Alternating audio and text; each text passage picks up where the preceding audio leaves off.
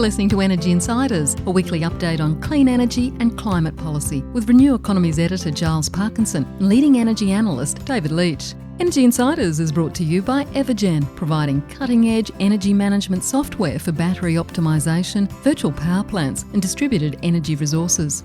And Pylon, helping solar installers and retailers design high-resolution solar proposals in minutes.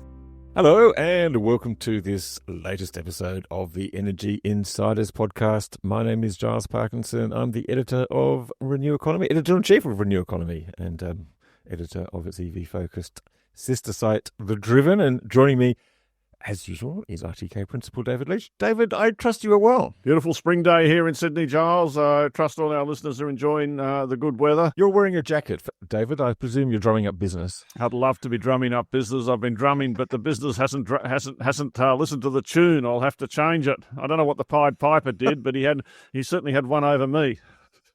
Well, maybe you need to wear a tie. I don't know. I'm just suggesting. But anyway, look, we do have a very good guest today on one of your favourite topics too, about where's the money. And then later on, we'll get onto the news of the week, including some interesting developments over at Australia's most powerful battery. But David, let's first have a listen to our interview with Jeremy Cooper, the author of the eponymous, I'm told, super review, and a former deputy chairman of the Australian Securities Investment Commission and a keen watcher and observer of the superannuation industry. We caught up with Jeremy earlier this week. Jeremy Cooper, welcome to the Energy Insiders podcast. Great to be here, Giles. I've been listening to you two guys for a couple of years now, and here I am. I'm actually getting my turn. Oh, look, well, we're delighted to have you on board.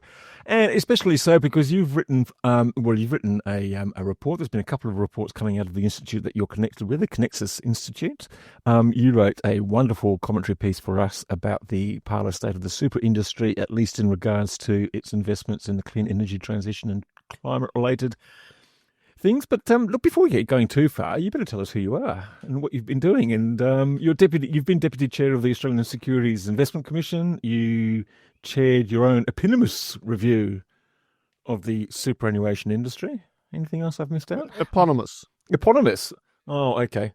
Yeah, look, so I've had 4 decades of white-collar career, if I can put it that way. So I spent 2 decades as an M&A lawyer, then I got sick of that and ended up being the deputy chair of ASIC, which is a wonderful experience. That was in the mid-2000s and right through the GFC and so on. And as that finished, the government asked me to, I had the great privilege of reviewing the entire super system really from the bottom up for the first time that had really been done. And so I did that for a year. And then after that, I went off to... I felt that the retirement phase of super was possibly the weakest space, and so I spent 12 years working in a sort of thought leadership advocacy role for Challenger. And at the end of that, that was a great period. We got legislation passed in 2022 that sought to do more in retirement for people, and agreed mutually that it was time to go and do something else. I thought, okay, well, what am I going to do now? And I took quite a break, and then I realised that the most interesting thing I could spend time looking at was what you guys get together each week and talk about. And I suppose my orientation was perhaps looking at it from the pension system, superannuation, financial services side of it, although not exclusively. And so that's where I've really found myself scratching, looking at problems and trying to solve them, and it's amazing how quickly I've sort of got into the group. We don't have enough people looking at we don't have enough people, I don't think, looking at the super industry, which is one of the fastest changing and most interesting thing going on in the Australian economy. But Giles, I've got a lot to say about, but sorry to interrupt you. Absolutely do. And for those watching this podcast on video, when David and I took our cups of tea to our lips at the same time, that was not deliberately choreographed, but it was quite funny to watch. The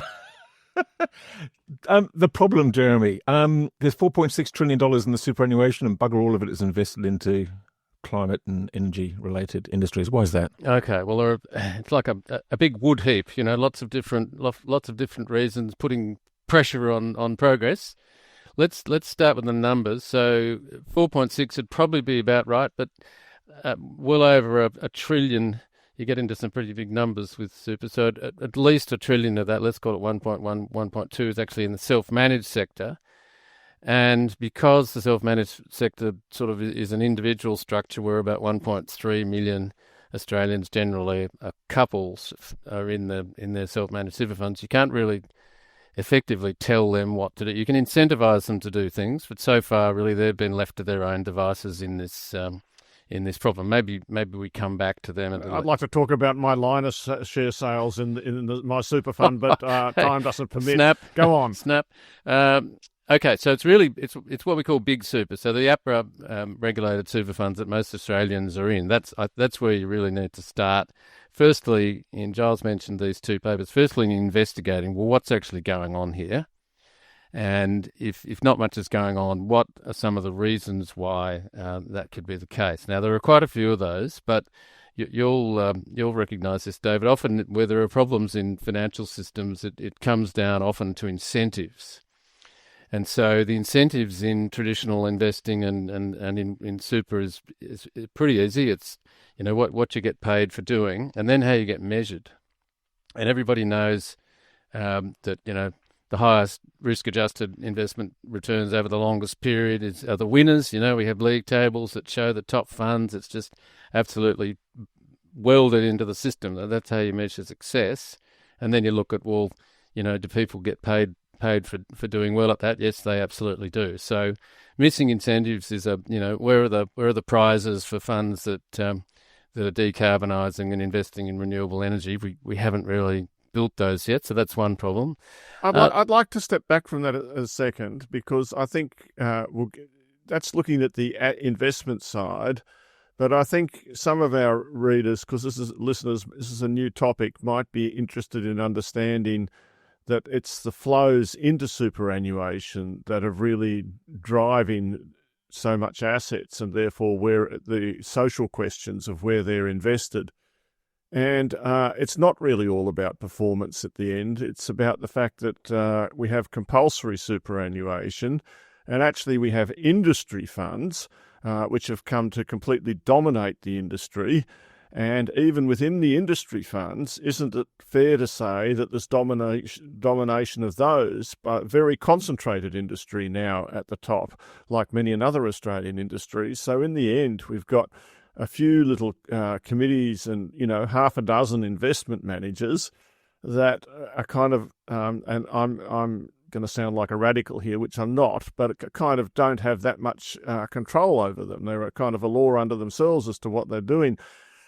That's my kind of view, but I wondered if you could just step back and talk a little bit about this process of money flowing into industry super and what your thoughts are about what's going to happen if it keeps going like this. Okay, well, look, you're absolutely right. There are a couple of big trends in the APRA regulated sector, and one of them is now that we're at 12% compulsory contributions, the flows are even greater. And of course, the bigger the fund, the bigger the inflows it receives. So where we sit at the moment is there are two very, very large super funds. I don't need to name the names because that gets boring. So there are two massive super funds, and there's a pack of about 5, really big ones. We're talking those guys have all got over $100 billion of member savings, and then it goes out to about 15, so that the 15 top funds are basically everything you need to know about big super, and it's probably a top 8, and then the top 2 at the very top. So it is absolutely rapidly concentrating. However, as that's happening, internalising of investment has been a massive trend, particularly over the last, say, 5, but probably 10 years, to the point where there are a lot of asset classes where largely the funds are doing their own, they're eating their own cooking.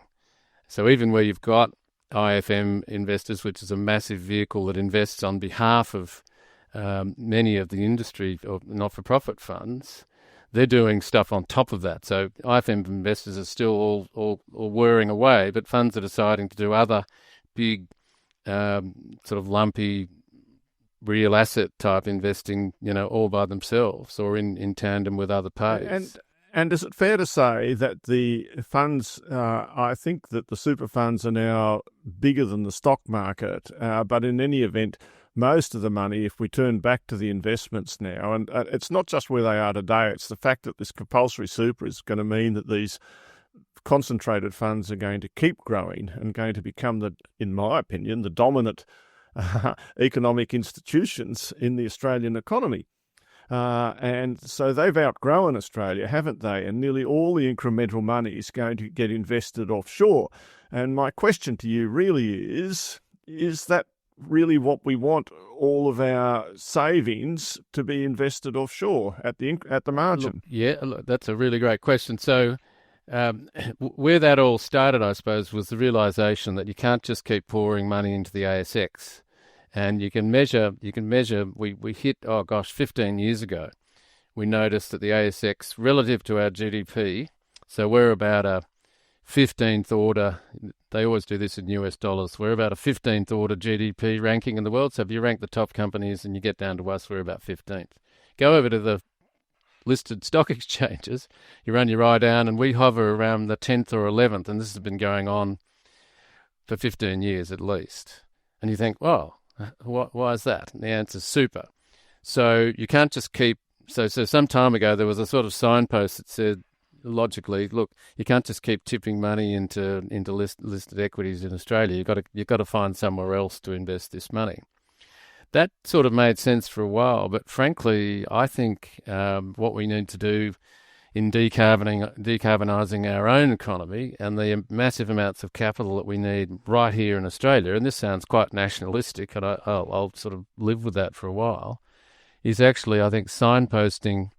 One of the most enjoyable podcasts you guys have done is the Dino Otranto one of a couple of weeks ago. Now, imagine if Super was being asked to fund the sort of activities that Fortescue is doing in the Pilbara. And frankly, there are many equivalents, other industries that need decarbonising right here, not in Britain or certainly not in the United States. So that gets very tricky. It does. Just to put some numbers on it, and I haven't done this sum myself, but I mean, if we look at what does 12% of actually add up to in incremental dollars going into super in a year? Oh, this is really finger in the air stuff, but I'd say about 150 billion. And so what we can say is each of those 150 billions every year, it's all essentially going to go, or the 80% of it's now going to go offshore. I mean, I've made that 80% up. Yeah, no, well, you're getting close. It's about 70 cents of the marginal dollar going overseas. Yep, so that's right. But where we are now is that, again, everything keeps moving. Where we are now, interestingly, and the self-managed sector has been in this position for at least 5 years, there's actually a net outflow when you look at the amount of contributions made in each year, and then you look at the cohort of people who are in retirement and they're drawing their savings. Sure, the big pot of money is growing in investment return sense, but the actual in and out flows are actually, it's been in net outflow now for, as I say, for at least 5 years. And Big Super will go there as well. So you have to be very careful that you're measuring all the right flows. Thank you. That's very helpful. I had to remember about that. Now, the other thing, and Giles, sorry, but I've been thinking about this quite hard for a while myself, and actually wrote quite a big note about it myself, is that, and this came about when I was talking to Transgrid, which is the New South Wales transmission owner, that they wanted money, but when they approached super funds, they found it quite hard to get because of the Your Super sort of returns, which kind of sets, for those listeners that don't know, it sets a benchmark return. And if you perform poorly against that benchmark, you get a very bad rap over the knuckles, and such that you might even go out of business. And this encourages what us in the investment banking world have always talked about index hugging. You can't really invest in anything other than what everyone else is investing in, because otherwise you run the risk of underperforming your benchmark. And so this is another, what I think of as really significant barrier to actually investing in unlisted Australian infrastructure like renewable energy assets, like transmission flows. Like transmission might have an acceptable risk-adjusted return. It does by definition, because that's what the regulator lets it earn.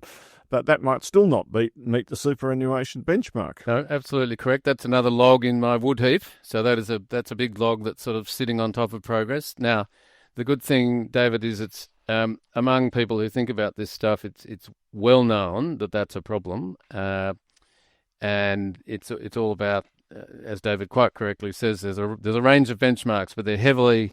I'll pick the worst offender. Imagine benchmarking to the ASX 200. How renewable energy friendly do you think that is? So the problem's well known, and there's an open consultation in relation to this test. It's been fiddled with far too often, which tells you that it was possibly well-intentioned, and it's chased the right funds out of the industry so far, but it does need changing in this respect. It needs quite a different approach than just nominating benchmarks, because the world is moving too quickly. Benchmarks, after all, are only commercial creations that can change, and so everybody believes there should be accountability and some form of performance measure, but delineating benchmarks that are actually specified in regulation, so changing them is actually quite hard, is really not the way to go. And that message has been very clearly, and I'm sort of reliably informed that there will be, but it's a political process that has to be gone through, and anything to do with climate and super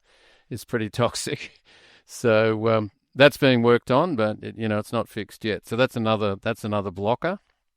Another one is the view that some take, and this is possibly not helped by the very same package that you're talking about that introduced this performance test in 2020, also purported to beef up the duties that trustees have to act in the best interests.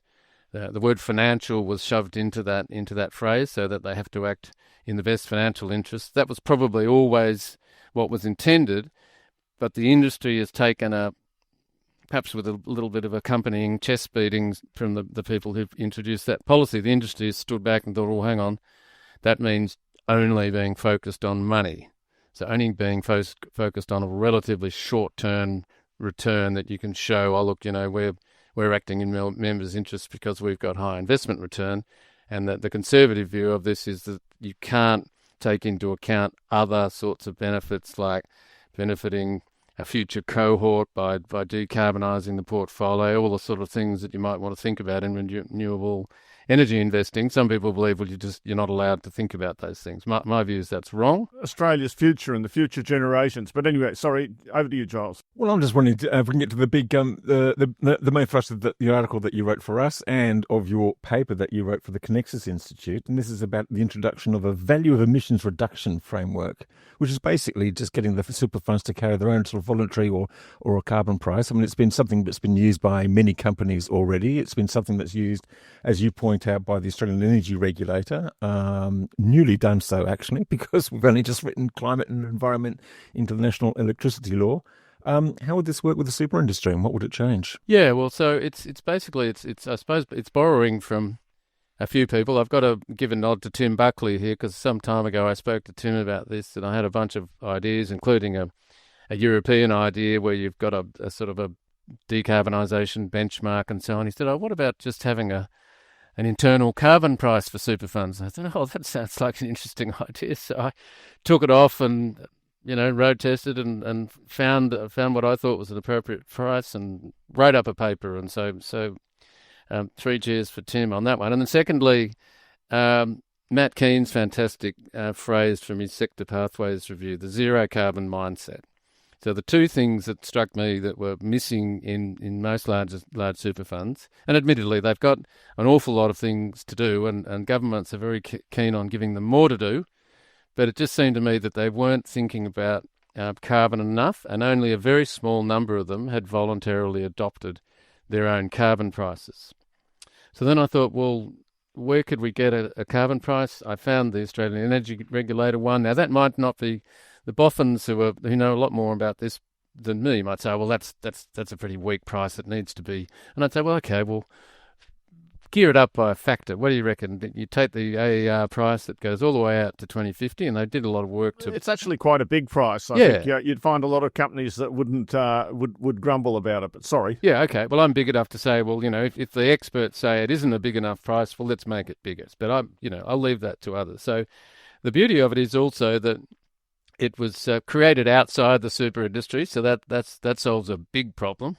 So there are no vested superannuation interests have been involved in creating this price. It's transparent, externally administered from the system. And I thought, well, what about just either APRA doing this or by legislation imposing an obligation that it marries in beautifully with the sustainability reporting standards that are going to apply for the 2027 financial year, so effectively starting on the 1st of July next year, and then we'll be getting the reports right about now in 2 years' time. We'll be getting all the sustainability reports from super funds, and what a perfect time to get the carbon price in there. And the beauty of the reporting standards is they say, well, you don't have to have a carbon price, but if you do have one, you've got to tell us all about how you've applied it and so on. I thought, oh, great, let's get the price there, and then we'll have the funds talking about it. But the main thing, I think, if you really think crudely about investing in a super fund, there are sort of three things that you do. You buy, you hold on to things, or you sell them. And at each one of those points, having a carbon price that is effectively injected into your thinking. So why would I hold this carbon price if it's costing, why would I hold this asset if it's costing us so much in carbon price terms, and same on the buy-sell. So I thought, well, what a perfect way, without it being a massive intervention, is just to make every super fund apply uniformly. And it's all very well to have the top 2 or 3 funds using a carbon price, but the middle one and the bottom one, they're not. And in a compulsory system, you want to make sure that, the members are, generally speaking, being treated equally. So that's really, in a nutshell, the idea. So, yeah, and you sort of make the point that it's about them to get to think about the carbon price, because you say here that it's not actually a tax, it's not a transfer of money. No. There are no payments or anything. No. That's right. It's a shadow price. But it must have some impact. I mean, the naysayers would say, well, now you're forcing people to invest in things which might not deliver as big a return or something like that. I don't know. What would your response be to that? Well, look, I suppose coming back to the best financial interest duty, it's absolutely essential for a fund to sit down and be able to articulate and document and have a rock solid case for we're investing in this asset because it's giving us an investment return of X. There are other the decarbonisation piece is an additional benefit. It's just like sitting down and deciding to buy a government bond as opposed to an equity. I can point to the people doing that and going, oh, but you're not going to get as high a return with that.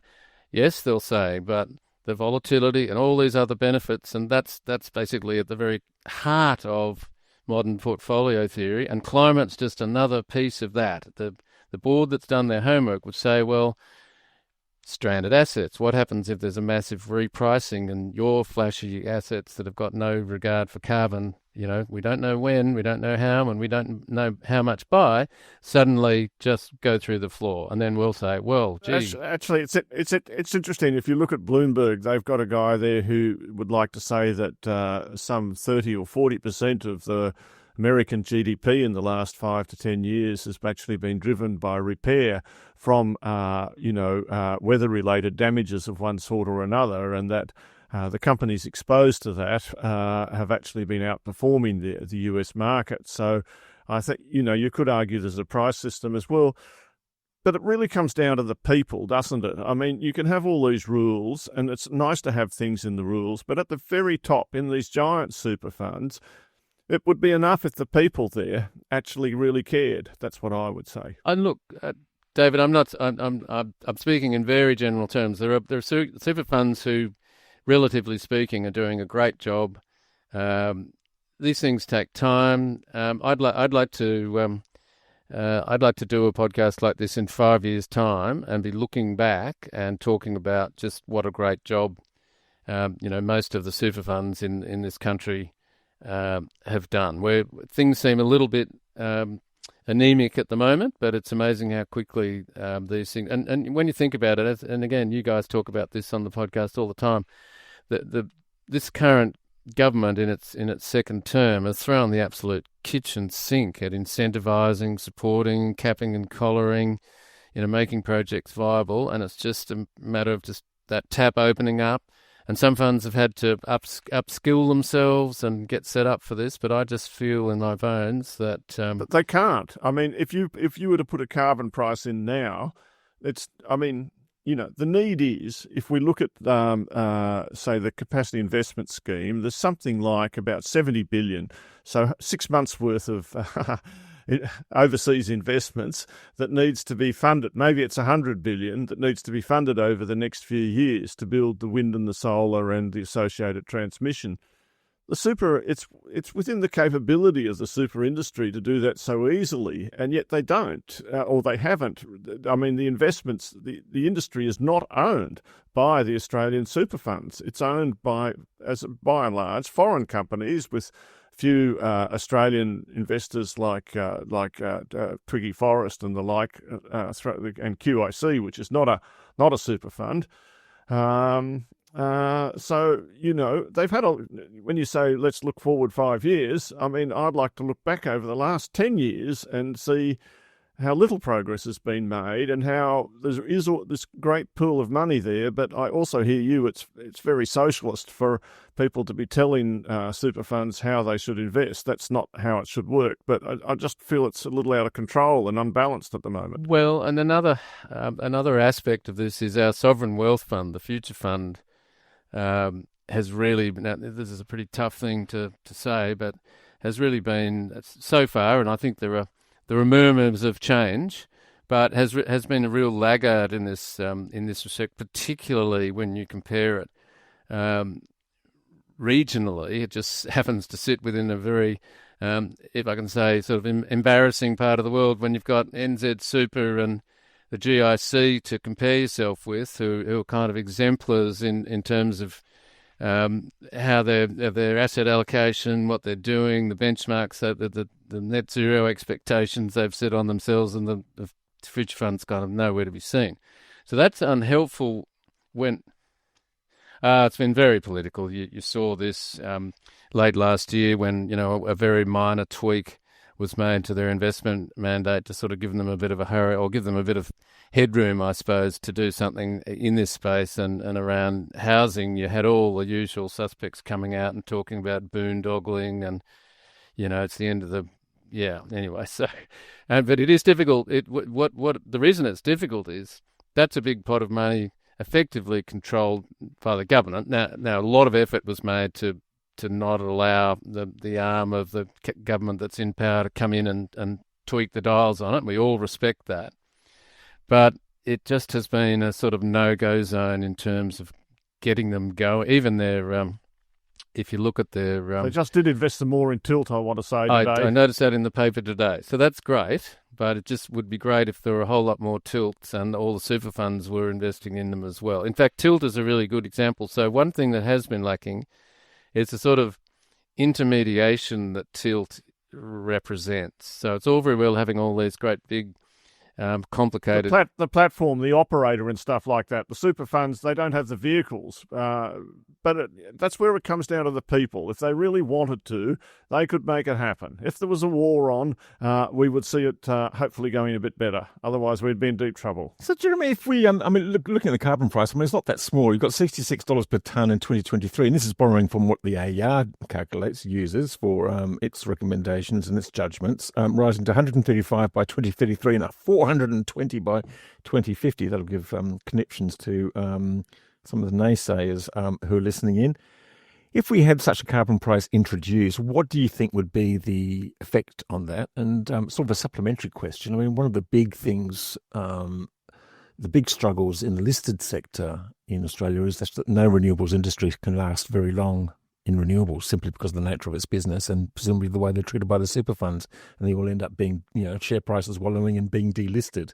So I guess part two of my question is, would that help renewables wanting to be listed? And two, what do you think? Have you managed to sort of crunch the numbers on what that carbon price, voluntary as it is, might it double the amount of investments? Might it lift it from 1% to 2% to 3%?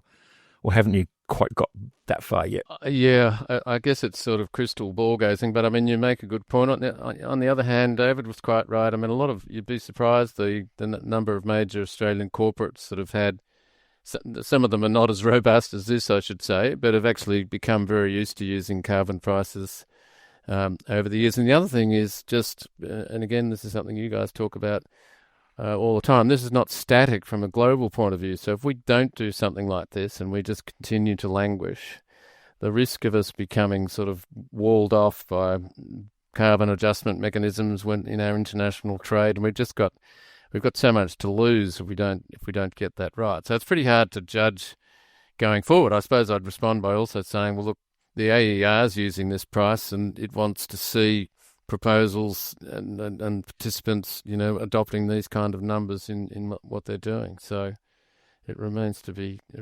seen. And it seems a real carbon price, like the one we had and then which was abolished, just seems to be political poison, and I just don't think it's worth.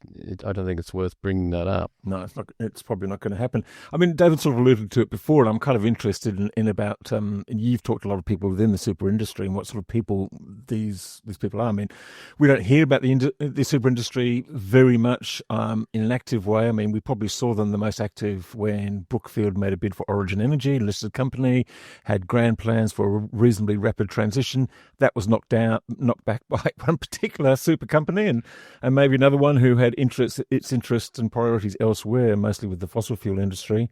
And Brookfield then went on to buy Neoen, which was a listed company in France, and will implement its strategy through that one. And Origin's now going slower than most people would hope in its transition. So where did I start the question? It was basically, yes, a lot of these people, what drives them, what motivates them, who are they?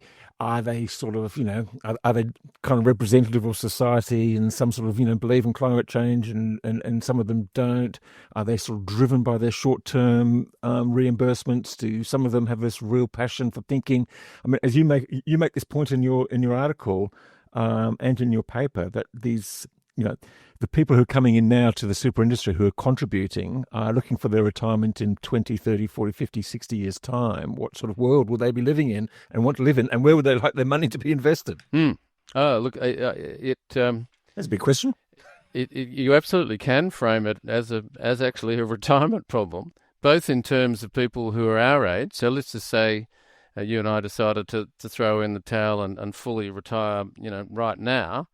We could, given again, you can do it a number of times. It's not, it's not finite, and we're going to be on average. I'm just talking about longevity numbers here, but we could well be alive in our 90s.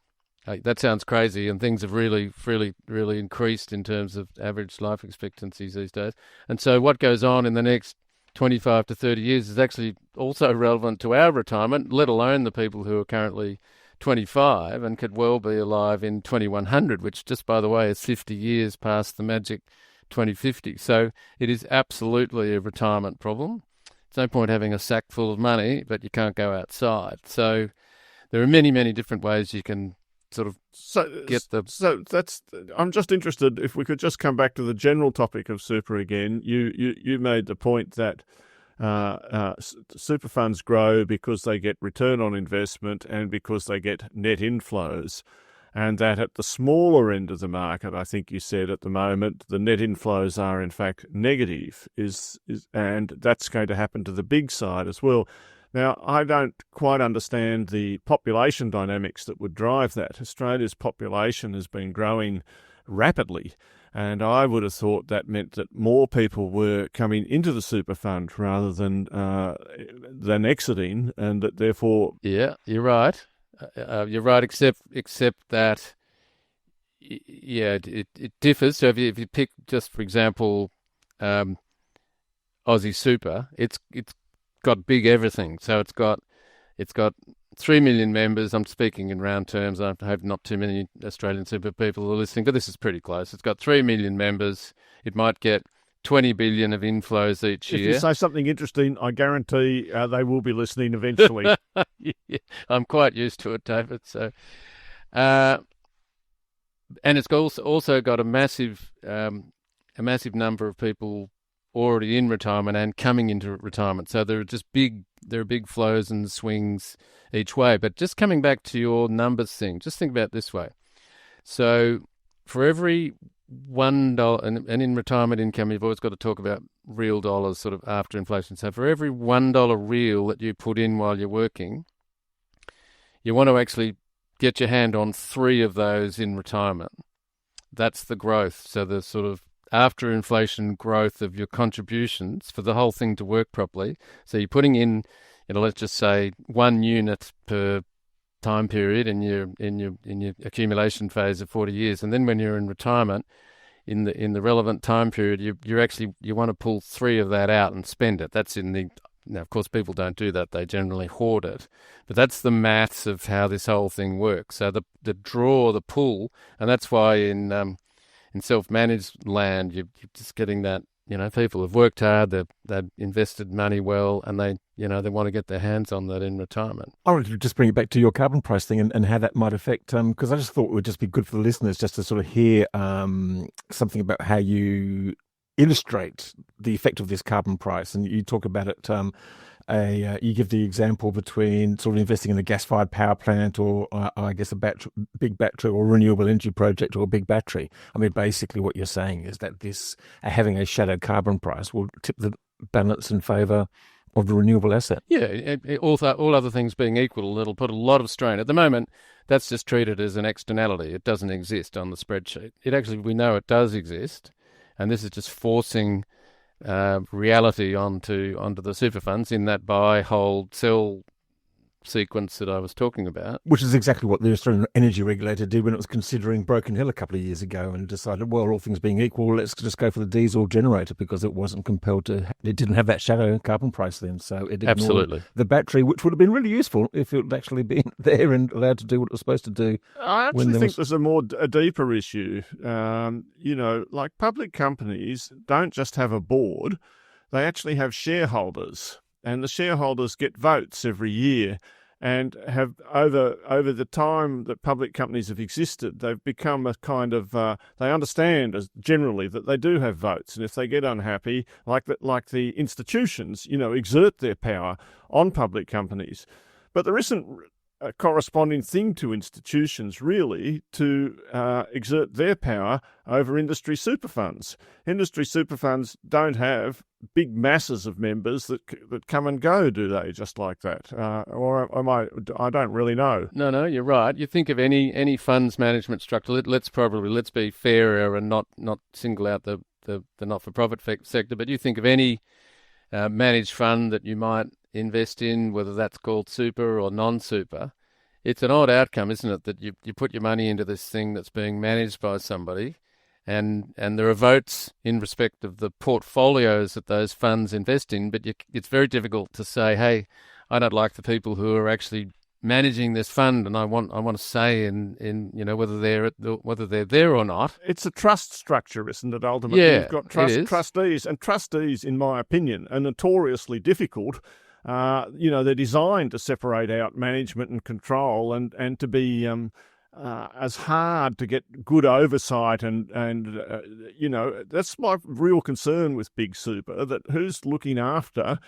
Really, everything relies on, however many trustees there are and how they get appointed, and it just becomes a bit of a club. And I don't like that very much as a general statement for such a huge pool of money that's becoming ever more dominant. Well, that's right, and I suppose that's why you see an almost never-ending rounds of reforms and more transparency and that kind of thing. But ultimately, you're absolutely right. There isn't the accountability. It's very difficult to spill, the board of a trustee or indeed a fund manager. It doesn't matter what structure you're in. You're sort of stuck with. I mean, you can pick up your money and take it elsewhere, but what you're talking about. The new fund you take it to is constituted in pretty much the same way. And it is compulsory. And super funds, if we just continue on this stuff, and I apologise, but it's, investments is kind of what I've done for a long time.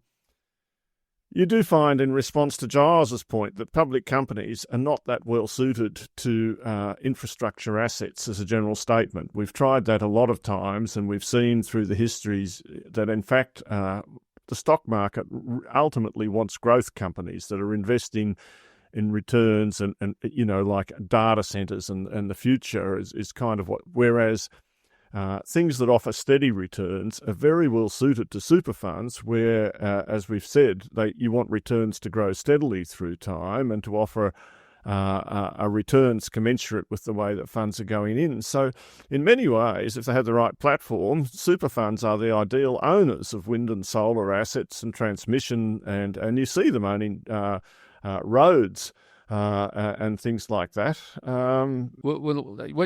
Yes, you're. If I can put it this way, David, you're being a bit more of a purist, and so how I hear what you're saying is, I say, well, evidence of that is that if you look at the Canadian pension funds that are almost entirely defined benefit funds, they just can't get enough of this stuff, and in fact, the number of times they've come over and knocked off Australian super fund bidders for these assets is just phenomenal, because in that model, that steady return over the years, no volatility, that's exactly how you back a defined benefit promise. You don't have to shoot any lights out, all that kind of thing. So that's their fodder. And the Australian funds are in this funny mixture because they've got the pressure of the performance test on them. We inevitably come back to talking about the retirement phase. The retirement phase of a system, even like ours, ought to be effectively backed by those sort of assets that can just provide you really, you'd even chuck a bit of housing in there, just steady cash flows, steady as she goes. But build for rent. Yeah, but the drivers and the way the industry measures itself and all that kind of stuff, it doesn't gel well with that. So, Jeremy, your proposal's out there now in the open. There's sort of discussions around about sort of, super funds getting more involved in the clean energy transitions. What's the chances? What's the feeling out there? What's the chances of such a thing being introduced? Oh, well, we know Chris Bowen listens to every one of these shows, Giles, so... In that case, it's done deal. But he's Fantastic. busy. No, I feel I generally... He might be on the plane to Belém soon. Now, look, that and other things. I mean, but guys... I think we need Jim Chalmers listening as well at the moment. But anyway, that's true. It does deal with Chris is not involved in super anymore, and look, he's got a million things on his plate, and this is just a fairly self-contained idea. It would be nice if it had a little bit of a run, but I think Chris has probably got a pretty full order book from now until 2030. Mm-hmm. Okay. Right.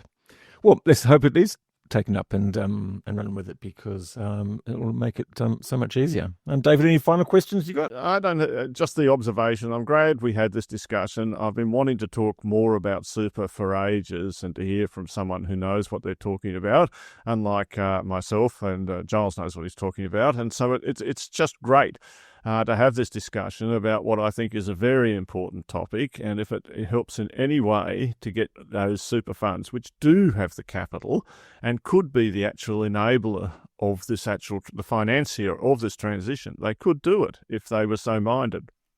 Absolutely. Any final thoughts to that, Jeremy? Oh, well, look, I think there are funds that are at the top of their pack, if you like, within the ecosystem of super, who are using carbon prices, who are motivated, who are doing things and investing in these sort of projects. Unfortunately, overall, super funds as a class are pretty opaque when it comes to coughing up, what exactly have you invested in? That's right, the disclosure. That's another thing we didn't... Sorry, you'll start me on disclosure and then we'll be going for another 20 minutes, sorry. Well, I feel partly responsible for this because all that time ago I recommended, based on what... in fact, Morningstar gave me this one. It was like a recommendation on a plate. They wrote me this fantastic letter. This is back in 2009. It said, do you realise that of all of the mature funds management and pension systems in the world, and they rattled off the United States and all around the world, there's no regular disclosure back to not just the members, but researchers and all sorts of people who are interested in this, there's no regular disclosure of where the money's gone. And I thought, yep, I just read this and thought, oh, what? That can't be right. And so I checked up, and sure enough, the US has got I think it's either quarterly or 6 monthly. It's just a great big spreadsheet, intelligently set out so you can see what the money's been invested in. And country after country had adopted this, and we didn't have one. I thought, oh, well, there's recommendation number one, bang. Anyway, the industry resisted and delayed, and we can't do this because, people who own houses don't disclose what their valuations are. That'd be, no, we can't possibly do this. You pick up a REIT annual report, and the properties that it owns are all listed there, and they've got it's just absolutely ridiculous. Anyway, it finally got passed, but it was so watered down. And when I was actually researching for this paper, I thought, oh, great, I'll go and look at my Butte portfolio holding disclosure regime disclosures, and I'll be able to find out, how much money these guys have got invested in renewable energy. And I'm embarrassed to say I couldn't make head or tail of what the disclosures were saying. So that's the thing. Okay, so we look at it. What you see is no accountability, no ability for people to really control the business or affect change, and no disclosure. I mean, if you want to take it of Australia's biggest these days financial institutions that are growing at that are growing and have outflows. I mean, I think myself, the system, it's time for an overhaul. Compulsory superannuation is a wonderful thing, but, it's got to a size where we need to think harder about it. Yep. Look, there's always room for improvement, but particularly in this area. And as I say, we have got the sustainability reporting regime coming. We didn't water it down like Europe. We got in last year in September, passed the legislation. The dates when it comes in are all there. The Europeans got caught in the head of the Trump headlights, and they've done all sorts of watering down and rolling back.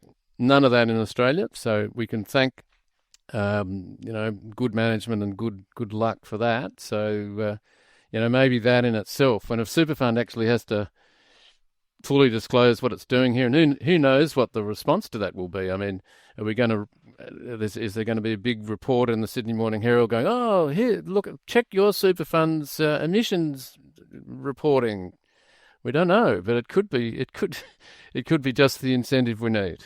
Well, Jeremy, I never thought I'd be spending 45 minutes talking about the super industry, but then I never expected to be spending 20 years writing about the electricity industry either. So thank you very much for joining us. It's been a pleasure, Giles. Yeah, no, it's actually been quite fascinating. So, look, thanks very much for joining us, and we'll be back with some news of the week after this break.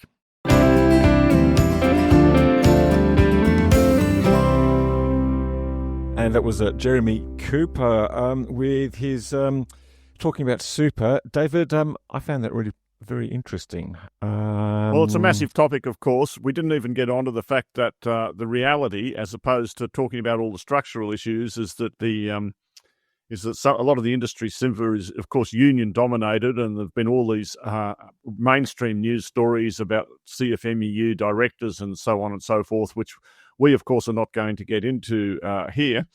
The point made to me by my good friend Jeff Warren, who is an expert on this topic as well, and in fact writes at Connexus quite regularly, was that, as we discussed in the interview, most of the super fund assets are held in listed shares. Now, one of the reasons, which is not that well suited to financing renewable assets, one of the reasons, in fact, probably the main reason for that, or one of the reasons, is that the liquidity requirement. Any super fund member can take their money out at will. And if you're going to take your money out, you can't be taking it out of some, Windle solar farm and just you can only take it out of shares, essentially. So in essence, there's a structural sort of thing about the super funds that they have to have a certain amount in liquid assets, most of the money, as it turns out. Is that right, though? I mean, the $4.6 trillion in total assets, surely they can find a couple of billion to put into wind. Oh, no, they could do more. There's no question they could do a lot more. That's beyond question, but there are limits. That's all I'm trying to talk about. Okay, fair enough. Okay. Well, we'll see how that plays out. It's a fairly sensible suggestion, I think, to adopt the same pricing as the Australian Energy Regulator, which it uses now for as its guide for making decisions on regulatory judgment. So why not for the super industry? Charles, it sounds good. It's hard to operationalise. Let me just say that. If you're buying BHP Yes. shares, what carbon price are you going to use in that investment decision? Like, I mean, how are you going to know what BHP's carbon emissions are and work it into the decision? But anyway, I don't. We had a good discussion of super. We should go on to the news of the week. That's what we're doing now, aren't we? Yes, we are. Well, look, I think the biggest came with the biggest battery. Waratah Super Battery, which was supposed to be operating a couple of months ago to help fill the gap for the assumed retirement of the Eraring coal generator in August 2025. Got pretty close to reaching full commissioning. A really interesting project, one, because it's operating as a giant shock absorber, two, because it's the most powerful battery ever to be built in the world, in Australia and possibly the world, and is actually the biggest machine to be connected to the Australian grid. But something went very awry a couple of weeks ago. We only found out in the last few days that one of the transformers failed spectacularly, according to an internal memo. Was it one? Or? Well, one failed spectacularly and another one had problems, and the third one was inspected. Now, one of them is still operating, definitely, and the battery is still acting as a smaller shock absorber. It's sort of done an interim contract, so it's delivering at half its capacity. But when it can actually get to the rest of the capacity is unknown, because it needs a new transformer, and that could take, well, it could take 12 months, it could take 24 months. Perhaps if they rang up nicely and paid a lot of money, they could get one built sooner. But it sounds like a bit of a mess, and everyone's been very hush-hush and shy about it. So it's an old stock market adage, Giles, that, well, there's two versions of it. Success has many parents and failure is an orphan. And the other version of it is that good news travels very quickly, bad news travels very slowly. Well, I think that's exactly the point. Look, I guess the other thing to highlight is just one of the issues and the difficulties of just bringing really, really big projects to the market. I guess we've seen that with the McIntyre wind farm, which was to be the biggest, but at the time it reached its full capacity, would have already been overtaken by Golden Plains. Is it going to reach full capacity? Well, we don't know.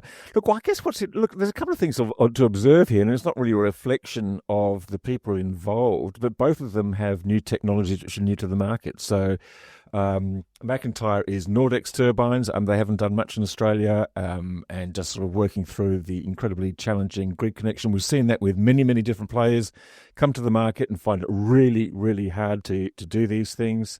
Acacia, the Waratah battery built by Acacia was using Powen technology, the US battery provider, which actually filed for bankruptcy protection and hadn't done a project in Australia before, yet it was attempting the biggest battery in the country. So, yeah, these balance of plant issues and the connection issues are quite important. But look, maybe it was just simply a matter of something just went very wrong with the transformer. We finally heard from the transformer people. They're looking at it and they don't know whether it was their problem or somebody else's problem. So, well, Giles, the first thing is, if it was just an unusual statistical thing, why would it be two transformers and not one? That's the first question I have to ask.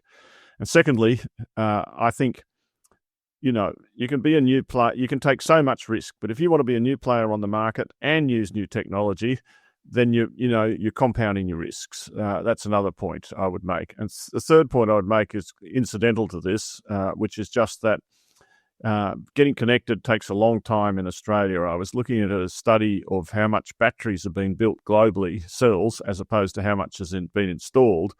And they were using studies of batteries in Australia, pointing out that, if you used a Tesla Megapack, say in Melbourne, that had to go to, the cells were manufactured in China, then they had to go off to California to be assembled into the Megapacks, and then they got to Australia. But it didn't matter that much because they were still working on the connection study. Yes. Well, look, just on your second point, it's an interesting point about whether, the experience. One of the criteria of this tender for this battery was that the person or the entity delivering it must have a lot of experience in doing just that. But this was actually Acacia Energy's first ever project. Now, Acacia Energy have done extremely well ever since then and have already emerged as the biggest, overtaking Neoen as the biggest provider of energy storage in Australia. If you think about contracts of under construction, commissioning, and but not necessarily operating. Not necessarily operating. No, so you can and look. In the end, you and I have next to no information. You can, no doubt, more information will gradually come to light. But the bottom line, the consequences. Now, let's just talk about the consequences of this because they could be significant. The first thing it makes me ask, as Renew Economy wrote recently, Transgrid recently led a contract for some syncons that are necessary to enable Eraring to close. Did they not? Yes, they did. And my first question is, does this reduced battery capacity actually impact on the ability of the grid to manage frequency and stuff like that and transmission bottlenecks if Eraring's not there? So might it cause Eraring closure to be delayed all of itself? I don't know. Not in those things. I mean, I think this battery was quite specific, acting as a shock absorber, basically sitting there on standby to allow the transmission lines to be run at full capacity. I don't know that it was. Look, I don't know the answer to that question, but I suspect not. But I guess if you don't have that as much renewables coming to the big load centres, then that increases scarcity, which inevitably puts the prices up, particularly if Eraring's not there. But yeah. We don't know much. We look forward to learning more. On good news, David, and we have to wrap this up soon because I have to go pick up my grandson from the childcare centre. So I'm in Sydney. So that's an important piece of news. You'll be putting on LinkedIn, proud dad and granddad. That's what you... Anyway, look, some good news. We saw some financial close of a couple of projects this week. Most notably, I thought, was Octopus Australia with the Blind Creek solar battery and hybrid. Yes, another solar battery hybrid, but it's reached financial close. It's got a offtake agreement apparently, but they haven't told us who it is yet. But it was interesting, and construction has started. And there's another one too, and I'm buggered if I can remember what it was. And I think renewable shares have continued to be very high on 5-minute basis. No doubt we'll see some more that continuing to develop.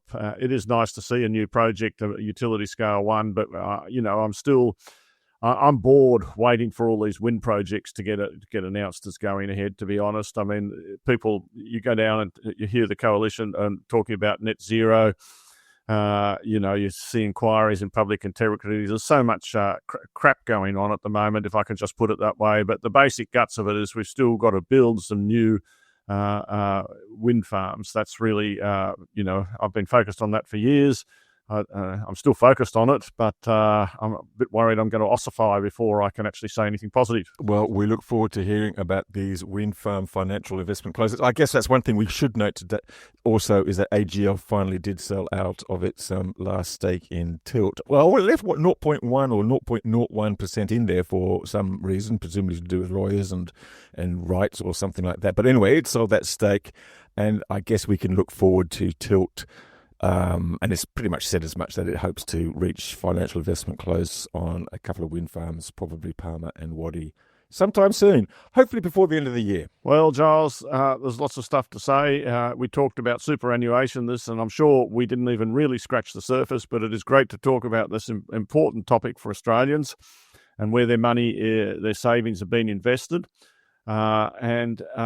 Next week, we're going to be talking, I hope, about the environment. So we're starting to move around a bit, aren't we? That's a good thing, David.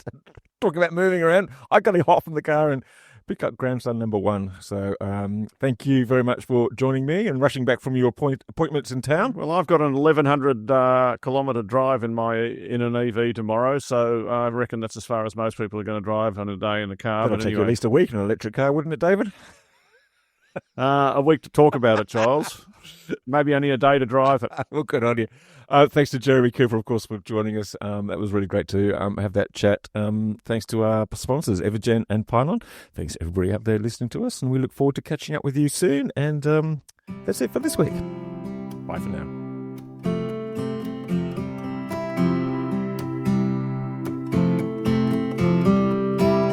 Energy Insiders was brought to you by Evergen, the market-leading renewable energy software business that optimises residential and commercial solar and battery systems. Evergen enables large numbers of systems to operate as a single fleet, so network operators can use them as a virtual power plant, generating significant value for consumers, network operators and the energy system as a whole. Evergen software is powering the energy system of the future.